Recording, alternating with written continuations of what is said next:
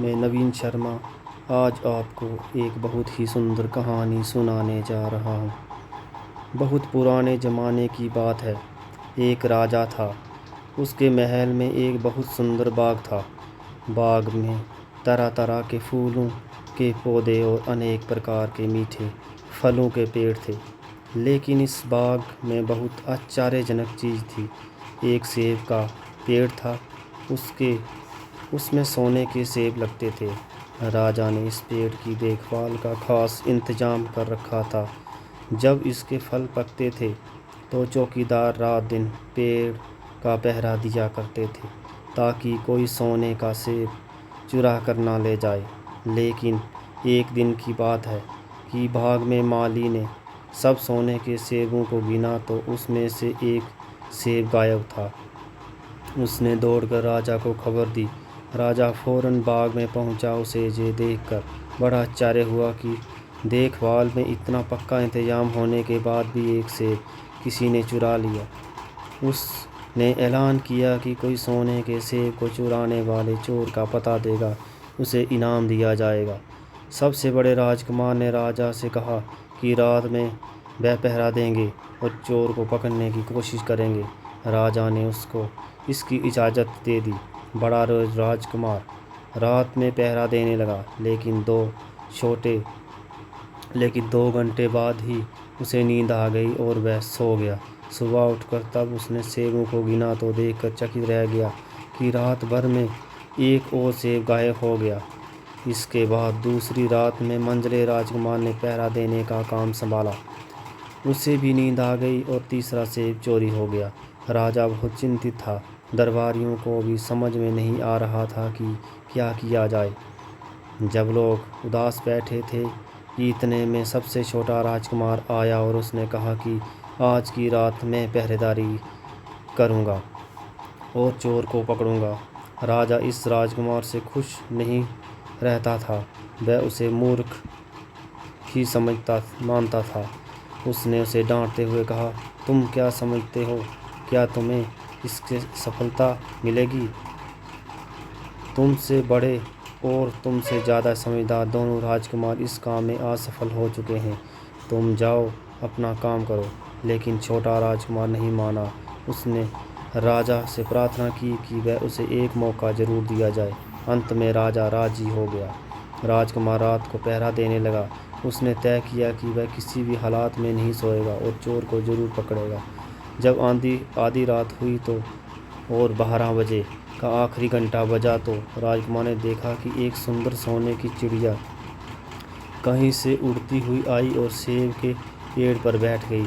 उसने देखते ही सोने का वह सेब तोड़कर अपनी चोंच में पकड़ लिया। राजकुमार ने फौरन निशाना साध कर तीर चला दिया, लेकिन तीर चिड़िया को नहीं लगा और वह पंख फड़फड़ा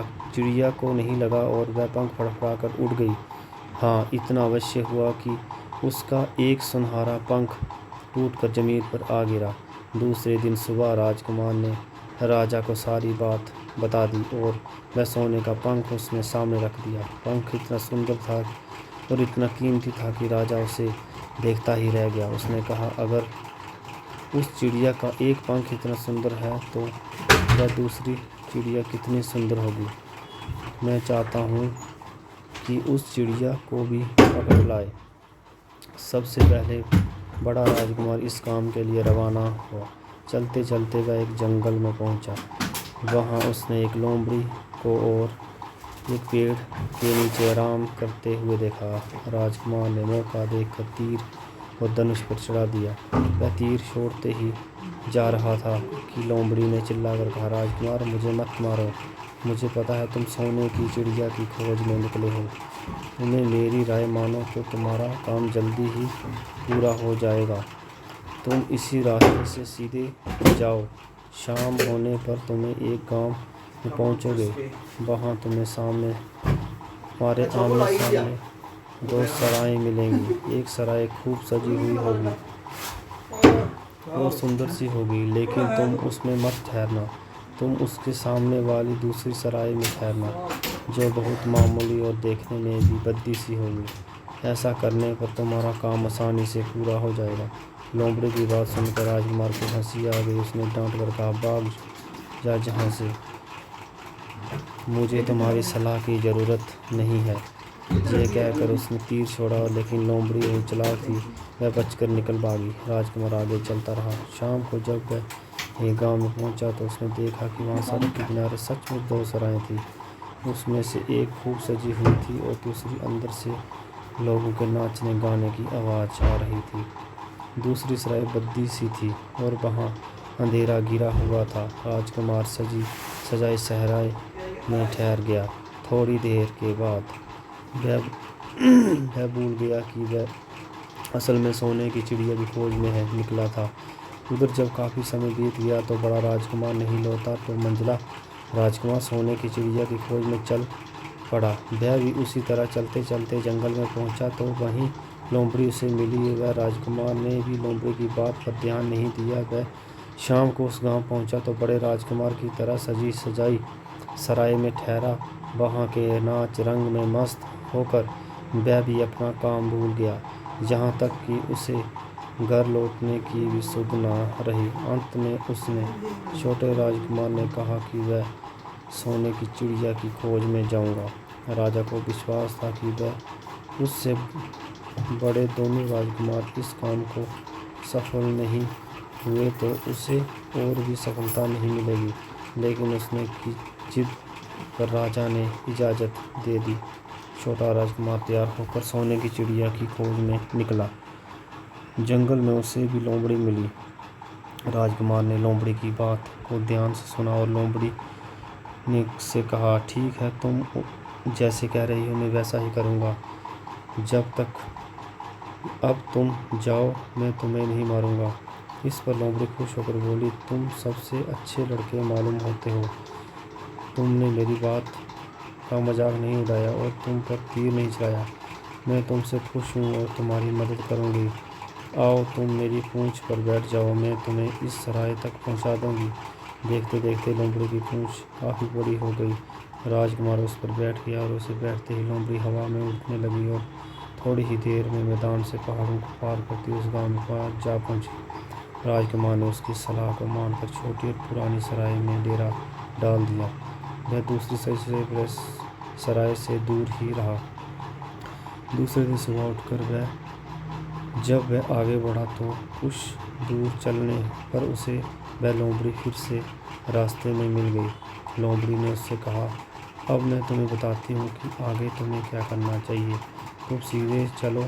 आगे चलने पर तुम्हें एक बहुत बड़ा किला मिलेगा जिस पर सिपाही लोग पहरा दे रहे होंगे। तुम सिपाहियों से डरना मत और सीधे अंदर चले जाना, क्योंकि वह इस समय सो रहे होंगे। तुम बेधड़क होकर किले में घुसते चले जाना और उनके कमरों को पार करते हुए उस जगह पहुंच जाना जहां लकड़ी के एक मामूली से पिंजरे में सोने की चिड़िया बंद है। तुम चिड़िया को पिंजरे सहित उठाकर किले के बाहर ले जाना, लेकिन एक बात याद रखना, चिड़िया के पिंजरे के पास ही एक बहुत सुंदर सा सोने का पिंजरा भी रखा है। तुम भूलकर भी चिड़िया के उस पिंजरे में मत रखना, मगर तुम उसे लकड़ी के पिंजरे में से निकाल कर सोने के पिंजरे में रखने की कोशिश करोगे तो बाद में पछताओगे। ये कहकर लोमड़ी ने राजकुमार को फिर से अपनी पूँछ पर बिठाया। थोड़ी ही देर में उसे किले के पास पहुंचा दिया। राजकुमार ने किले के पास जाकर देखा कि सचमुच उसमें पहरेदार सो रहे थे और बिना डरे सीधी महल में घुस गया और थोड़ी देर के बाद वह उस कमरे में जा पहुंचा जहां सोने की चिड़िया एक पिंजरे में बैठी हुई थी। पिंजरे के पास ही सोने के 3 सेब पड़े हुए थे। इन सेबों को देखकर राजकुमार ने फौरन पहचान लिया कि वह सेब उसके पिता के बाग के ही हैं। सोने की चिड़िया इतनी सुंदर थी कि राजकुमार उसको देखता ही रह गया। वह उसको उठाकर लाने ही वाला था कि उसकी नज़र पास ही पड़े एक सुंदर से पिंजरे पर पड़ी। वह पिंजरा बहुत सुंदर था और उसमें से तरह तरह के कीमती पत्थर जड़े हुए थे। सोने की चिड़िया के लिए वही पिंजरा ठीक मालूम पड़ता था। राजकुमार लोमड़ी की बात को भूल गया और उसने सोने की चिड़िया को लकड़ी के पिंजरे से निकालकर सोने के पिंजरे में बंद कर दिया। लेकिन नए पिंजरे में आते ही चिड़िया ने खूब जोर जोर से शोर मचाया शुरू कर दिया। राजकुमार पिंजरे को उठाकर कमरे से बाहर ही निकाल रहा था कि वो से सिपाही कमरे में घुस गए और उन्होंने राजकुमार को पकड़ लिया। अब राजकुमार को भी भूल का पता चला। उसे याद आया कि लोमड़ी ने उससे क्या कहा था, लेकिन वह क्या हो सकता था। सिपाही उसे खींचते हुए राजा के दरबार में ले गए और राजा के पूछने पर राजकुमार ने सारी बात कह सुनाई। राजा बोला, तुम मेरे महल में चोरी के लिए घुसे और मैं तुम्हें माफ़ नहीं करूँगा, तुम्हें फांसी की सज़ा दी जाएगी। लेकिन मैं तुम्हें एक मौका देता हूँ, अगर तुम मेरे लिए सोने का घोड़ा ला दो तो मैं न सिर्फ तुम्हें छोड़ दूँगा बल्कि सोने की चिड़िया को भी तुम्हें दे दूँगा। राजकुमार को अपनी जान बचाने के लिए राजा की शर्त माननी पड़ी। जब वह सोने के घोड़े की तलाश में निकला, किले के बाहर जाने पर उसे लोमड़ी का इंतजार कर रही थी। उसने लोमड़ी की सारी बातें बताई। लोमड़ी निराश होते हुए कहा, मैं अब तुम्हारी कोई मदद नहीं करूँगी। तुमने मेरे कहने के अनुसार नहीं किया। मैंने जिस तरह से कहा था, अगर तुम उस तरह से काम करते तो इस मुसीबत में नहीं फंसते और सोने की चिड़िया तुम्हें मिल जाती। राजकुमार बोला, इस बार मुझे माफ़ कर दो, मुझसे गलती हो गई है। मेरा काम तुम्हारी सहायता के बिना नहीं चलेगा। मुझे राजा ने सोने का घोड़ा लाने के लिए कहा है, वरना वह मुझे फांसी पर चढ़ा देगा। लोमड़ी ने कहा, खैर मैं तुम्हें माफ़ करती हूँ। अब तुम ऐसा करो कि मेरी पूंछ पर बैठकर सीधे चले जाओ। कुछ दूर जाने पर तुम्हें एक दूसरा किला मिलेगा। उसी किले की घुड़साल में तुम्हें सोने का घोड़ा बंधा हुआ मिलेगा। महल के नौकर चाकर सब सो रहे होंगे। तुम चुपचाप जाना और घोड़े को खोल कर लेना, लेकिन एक बात याद रखना, वहाँ घोड़े के पास ही घोड़े पर कसने के लिए 2 चीज़ें रखी होंगी। उसमें से एक तो पुरानी चमड़े की जीन होगी और दूसरी सोने की जीन होगी। तुम सोने की जीन को छूना भी मत और घोड़े पर पुरानी चमड़े की जीन को कसकर सवार हो जाना और तुम्हें दौड़ते हुए किले के बाहर चले आना। राजकुमार ने वादा किया कि वह ठीक वैसा ही करेगा।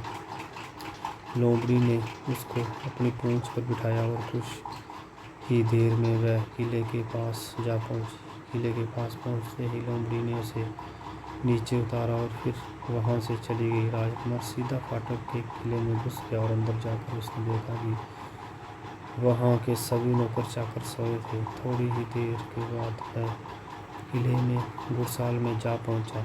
वहां एक बहुत सुंदर सुनहरा घोड़ा बंधा हुआ था। राजकुमार ने पास जाकर देखा कि वह घोड़ा सचमुच सोने का था। ऐसा सुंदर घोड़ा उसने सपने में नहीं देखा था। उसने आगे बढ़कर घोड़े को खोल दिया। जब वह बाहर निकलने लगा तो उसकी नज़र एक सोने में पड़ी और दूसरी जीन पर। वह जीन बहुत सुंदर थी और उसमें हीरे मोती जड़े थे। उसके पास ही एक पुरानी फटी चमड़े की जीन थी। इतने में सुंदर घोड़े पर पुराने चमड़े की जीन कसता राजकुमार ने अच्छा नहीं लगा। उसने सोने की जीन उठा ली और घोड़े को कसना शुरू कर दिया। इतने में घोड़ा जोर से हिलाना उठा। किले के नौकर चाकर जाग गए। थोड़ी ही देर में राजकुमार पकड़ लिया गया। राजकुमार को सिपाहियों ने हाथ बांध कर अपने राजा के सामने पेश कर दिया। राजा ने सारी बातें सुनकर, तुमने मेरे घोड़े को चुराने की कोशिश की, इसलिए तुम्हें फांसी की सज़ा दी जाएगी। लेकिन अगर तुम मेरा एक काम कर दो, मैं तुम्हें छोड़ दूँगा। जहाँ से कुछ ही दूर एक सोने का महल है और उसमें बहुत सुंदर राजकुमार रहती है। अगर तुम अपनी जान बचाना चाहते हो तो उस राजकुमारी को मेरे पास ले आओ। तुम्हें इनाम में सोने का घोड़ा दे दूँगा। बेचारा राजकुमार वह फिर से एक नई मुसीबत में फंस गया।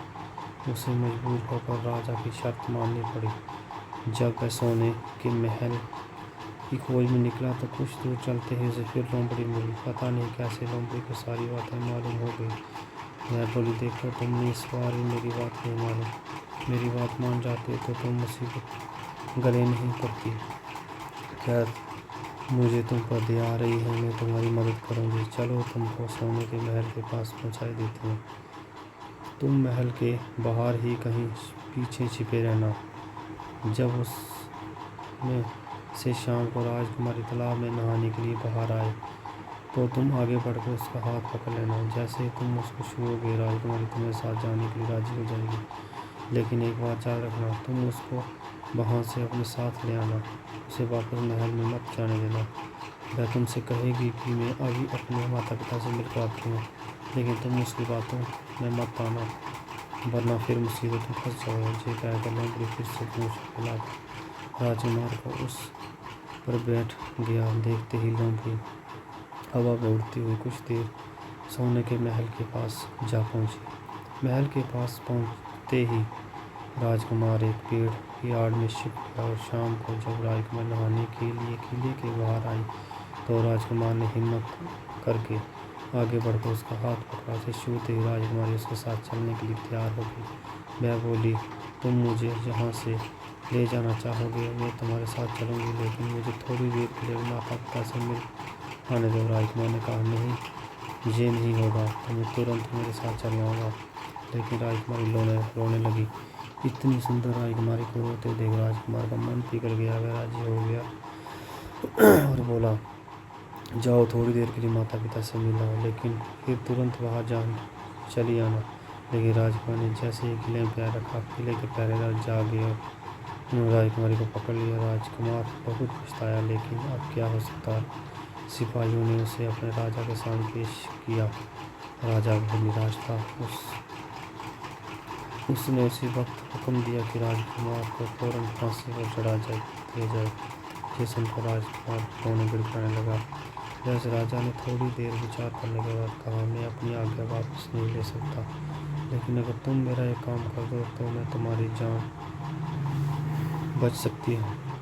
हमारे किले के ठीक सामने एक वो बड़ा पहाड़ है जिसके कारण हमारे किले की सुंदरता नष्ट होती है। अगर तुम 8 दिन में इस पहाड़ को खोद कर साफ कर दो तो मैं तुम्हें क्षमा कर देंगे और राजकुमारी का विवाह तुम्हारे साथ कर देंगे। राजकुमार किले के बाहर आकर पहाड़ को देखने लगा और उसने हाथ में एक छोटी सी कुदाली थी। उसकी समझ में नहीं आ रहा था कि इतना बड़ा पहाड़ 8 दिन में कैसे खोद सकेगा। फिर भी उसने अपनी जान बचाने की थी, इसलिए वह पहाड़ खोदने लगा। धीरे धीरे 7 दिन बीत गए। इतने दिन तक खोदने के बाद भी पहाड़ का सिर्फ एक कोना ही खोद सका। वह दुखी होकर बैठ गया। उसमें अब अपने पर बहुत अधिक क्रोध आ रहा था। वह मन में कहने लगा कि अगर मैंने लोमड़ी की बात मान ली होती तो कितना अच्छा होता।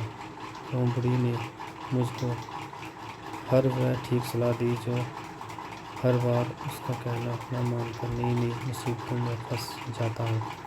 राजकुमार इस तरह सिर झुकाए बैठा था कि अचानक अपने पैरों के पास लोमड़ी की पूंछ हिलती दिखाई दी। उसने नजर उठाकर देखा, सचमुच वही लोमड़ी खड़ी थी। लोमड़ी ने मुस्कुराते हुए कहा, क्यों, क्या हाल है?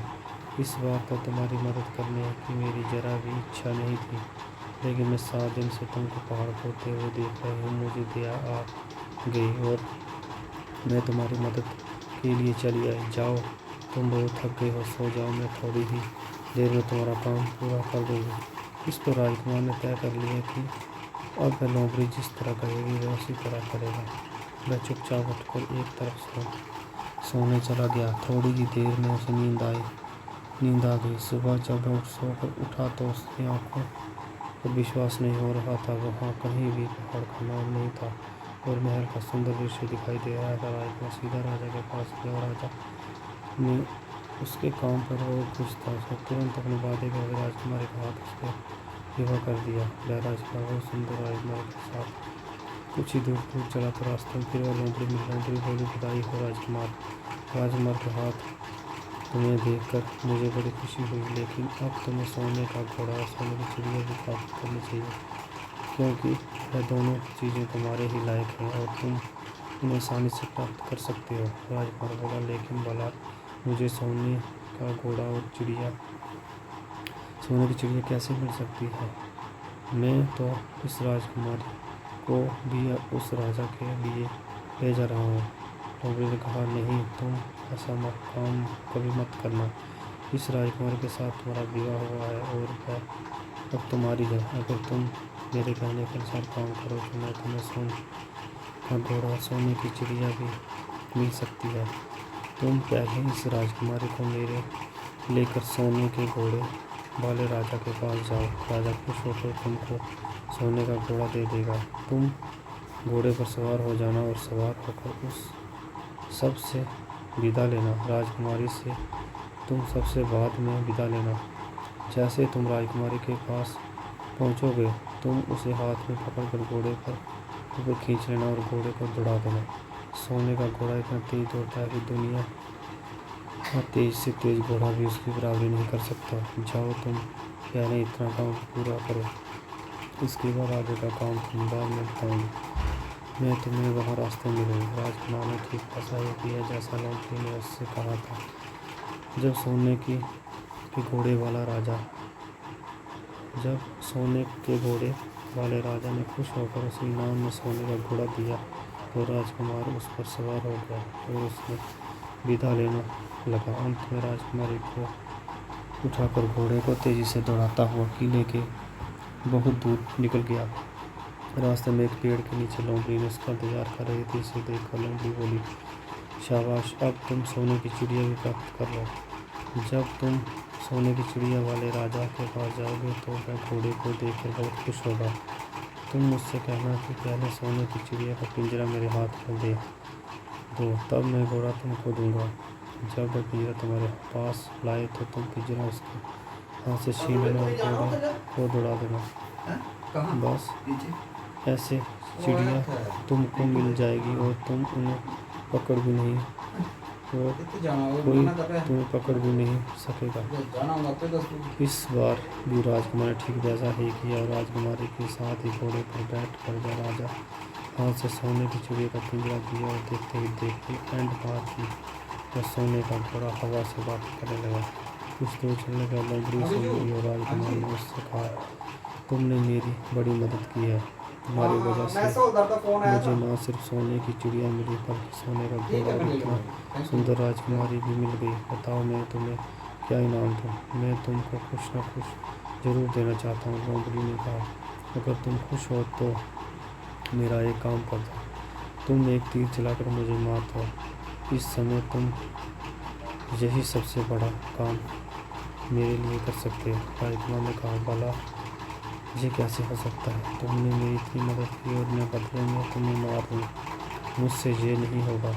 ये सुनकर लोमड़ी बड़ी दुखी और बोली, अगर तुम मेरा ये काम नहीं कर सकते तो फिर ठीक है, जाओ, लेकिन मैं तुम्हारी भलाई के लिए ही कह रही हूँ कि तुम दो बातें जरूर याद रखना। एक तो तुम किसी कुएं की दीवार पर मत बैठना और दूसरे तुम ऐसे लोगों के लिए धन मत खर्च करना जिन्हें फांसी मिलने वाली हो। राजकुमार बोला, भाई तुम भी अजीब हो, तुम्हारी बातें मेरी समझ में नहीं आती। भला मैं कभी कुएं की दीवार पर क्यों बैठूंगा और मेरे आदमियों पर धन क्यों खर्च करूंगा जिनको फांसी दी जाने वाली है। लेकिन लोमड़ी ने उसकी बात का कोई जवाब नहीं दिया और अलविदा कहकर वहाँ से चली गई। राजकुमार सोने का घोड़ा दौड़ाता हुआ आगे बढ़ा। राजकुमारी उसके साथ ही बैठी हुई थी और सोने की चिड़िया का पिंजरा उसके हाथ में था। कुछ देर के बाद राजकुमार उस छोटे से गांव में जा पहुंचा जिसमें 2 सराय थी। गांव के लोगों ने, खासतौर पर बच्चे, उसको देखने के लिए बाहर निकल आए। सोने के घोड़े पर इतने सुंदर राजकुमार के साथ बैठी एक राजकुमारी को देखकर सभी लोग चकित हो गए। इतने में राजकुमार ने कहा कि गांव के बगीचे में एक जगह बहुत से लोग जमा थे और कुछ शोर हो रहा था। राजकुमार ने कुछ लोगों ने बताया कि वहाँ 2 आदमी को फांसी देने की तैयारी हो रही है। राजकुमार उधर चल पड़ा। वहाँ पहुँचने पर उसने पहचान लिया कि जिन आदमी को फांसी दी जाने वाली थी वह कोई नहीं, उसके भाई थे। वह लोग तब से उसी सजी सजाई सराय में रह रहे थे और तरह तरह के बुरे काम करते थे। जुआ भी खेलते थे। जुए में बहुत सब हार चुके थे। उन्हें लोगों को बहुत सा रुपया भी उधार दिया था। इन्हीं सब बातों से चिढ़कर अब गांव वाले उन्हें फांसी पर चढ़ाने जा रहे थे। राजकुमार भला जी कैसे होने देता। उसने लोगों से कहा कि तुमसे रुपया ले लो, तुम मुझसे रुपया ले लो और उन लोगों को छोड़ दो। उसके पास कहने सुनने का लोग राजी हो गए और उन्होंने उन दोनों आदमियों को रिहा कर दिया। राजकुमार अपने भाइयों को छुड़ाकर आगे चला। कुछ दूर चलते ही जंगल के पास एक कुआं दिखाई दिया। इस पर राजकुमार ने कुछ देर कुएं के पास आराम करते हैं। या ठंडा पानी पीने के बाद हम लोग आगे चलेंगे। राजकुमार राजी हो गए। अब तक वह ये भी भूल चुका था कि लोमड़ी ने विदा होते हुए उससे कहा था कि वह घोड़े से उतरकर कुएं की दीवार पर बैठ गया और आराम करने लगा। उसके दोनों भाइयों को मौका देकर उसे कुएं में धकेल दिया। इसके बाद उन्होंने घोड़े पर राजकुमार को डाला और सोने की चिड़िया का पिंजरा उठाया और वहाँ से चलते बने। कुछ ही देर में वह लोग अपने राज्य में लौट आए। घर लौटकर उन्होंने राजा से कहा कि हम लोग सोने की चिड़िया को पकड़ लाए और उसी चिड़िया ने हमारे बाग में से सोने के सेब चुराए थे। उसके साथ ही एक सोने का घोड़ा और राजकुमारी भी ले आए। राजा बहुत खुश हुआ और सारे राज्य में खुशियाँ मनाने लगा। लेकिन राजकुमारी खुश नहीं थी, वह बराबर रोती रहती थी। उसने खाना पीना छोड़ दिया। यही नहीं, घोड़े ने भी दाना पानी बंद कर दिया। सोने की चिड़िया भी उदास रहती थी। राजा बहुत कोशिश की लेकिन ना की तो राजकुमारी खुश हुई और ना ही सोने के घोड़े में चिड़िया ने दाना खाना शुरू किया। इधर छोटा राजकुमार कुएं में गिर गया था, लेकिन वह मरा नहीं। कुआं बहुत गहरा था लेकिन उसमें पानी बहुत तेज था। वह कुएं में बैठा अपने भाग्य को कोसता था। जब उसे फिर से लोमड़ी की याद आई तो पछताने लगा और मगर पछताने लगा कि अगर मैंने उसकी सलाह कहना मान लिया होता तो मुसीबत में न फंसता।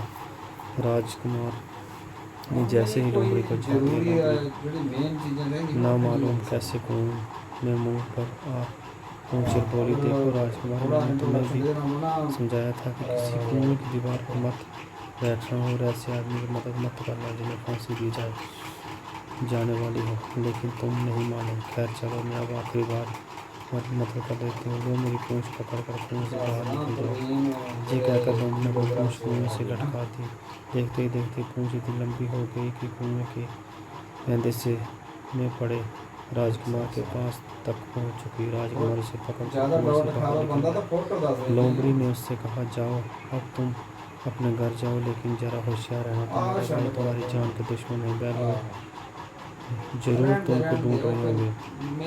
राजकुमार घर की ओर चल पड़ा। अपने राज में पहुंचने पर उसे एक भिखारी मिला। भिखारी को उसने अपने सुंदर कपड़े दान में दिए और उसे बदले वाले कपड़े पहन लिए। इस तरह भेष बदल कर अपने किले में पहुंचा। वहां उसके पहुंचते ही एक बड़ी अच्छा रंग हुई। सोने का घोड़ा खुशी से मारने लगा और दाना खाने लगा। सोने की चिड़िया भी अपने पिंजरे में खुशी से फुदकने लगी और गाना गाने लगी।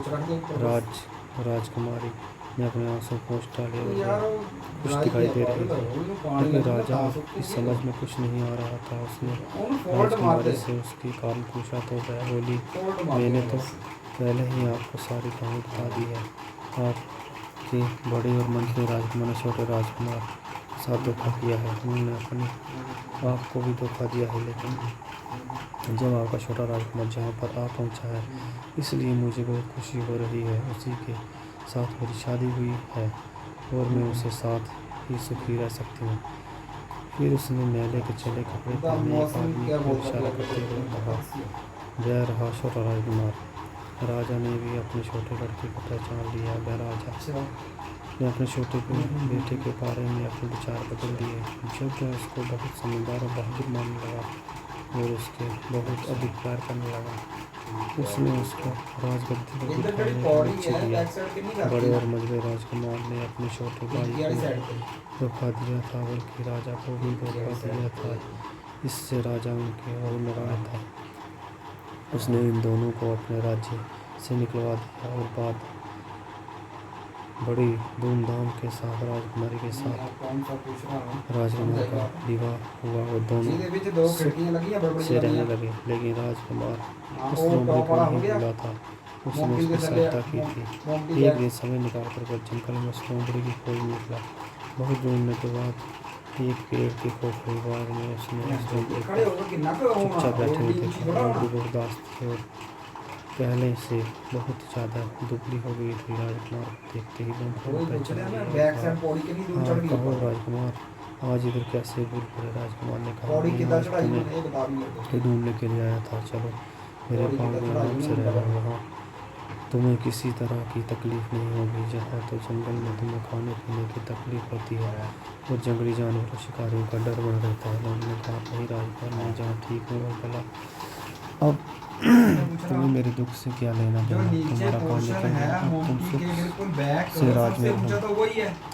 राजकुमार बोला, उस नहीं, तरफ तुमने हाँ उस मेरा तरफ बड़ा पौड़ी कैसे उपकार लगाई किया उन्होंने है। टॉप मैं पर। तुम्हें इनाम देना चाहता हूँ और मैं साथ ही रखना चाहता हूँ। राजकुमारी भी तू गोली बहुत खुश खुला होगी। करता तो वह पानी भी भर तुमसे जाएगी। मिलना चाहती है। लोमड़ी बोली, अगर तुम सचमुच मुझे इनाम देना चाहते हो तो मेरा एक वो काम पूछ कर रहा दो। मैं फिर से। मैंने तुमसे वो पहले ही दही कहा वो था तो कि सड़ी तुम एक तीर पौड़ी चलाकर गाड़ी मुझे जोड़ना मार था। दो, इसी तरह मेरा दो लाभ पौड़ियां होगा। में बोले दो असल पौड़ी में जोड़ी है उन्होंने अभी तक नहीं जोड़ी। एक जादूगर ने एक मुझे पौड़ी के ऊपर दूसरी पर जादू कर रखा है। मैं लोमड़ी नहीं हूँ। तुम्हें वही तो देखना तू उसके और जादू क्या के देखना। प्रभाव से लोमड़ी के रूप में उधर रहना पड़ रहा है। वो मैं बैक तो साइड उसी देखना देश वो पागला। मैं तो बैक उसी साइड देश का देखना उधर राजकुमार जाके हूँ जहाँ थल्ले की से देखना राजकुमारी होता। से वो थोड़ा ऊपर चढ़ तुम्हारा के देखना विवाह होता। हुआ था। असल में वह राजकुमारी मेरी छोटी बहन है। अगर तुम तीर चलाकर मुझे मार दोगे साइड से तो मैं जितने इस इन्होंने जादू गाइयां से बनी है ये मुझे उत्ते मुक्ति देखना। मिल जाएगी और मैं अपने देश लौट जेड़ा सकूंगा। एरिया तेन मैं दस राजकुमार रहा की ये बात सुनकर बड़ा अच्छा लगा। उसने समझे। फौरन धनुष पर मैं तीर मोमकी का चढ़ाया और पोर्शन बोले लोमड़ी थल्ले दा बिल्कुल। की ओर छोड़ दिया। जेड़ा तीर खड़ा लगते ही खड़ा लोमड़ी आ गया उन्होंने मर तो गई दिक्कत और आनी उसमें से पुट्टी एक करने में सुंदर बहुत सा किसी को नहीं आनी राजकुमार निकल दिक्कत। आया। फिर दोनों राजकुमार आपस में गले उन्होंने मिले। दिक्कत आनी और इन्होंने उसके बोछना बाद मार ली। दोनों राजकुमार हाँ आपस मैडम में करता महल करता नहीं में करता। लौट आए। ठीक है। वहाँ और तक खड़े होकर राजकुमारी देखना अपने कि हाँ भाई भाई से मिली पुट्टी मारो उसमें बहुत खुश हुई। पत्थरी के साथ। ये थी लोमड़ी की कहानी। और मुझे अंदर भी लगता नहीं है जा आपको सकता। वो पसंद आएगी। Thank you.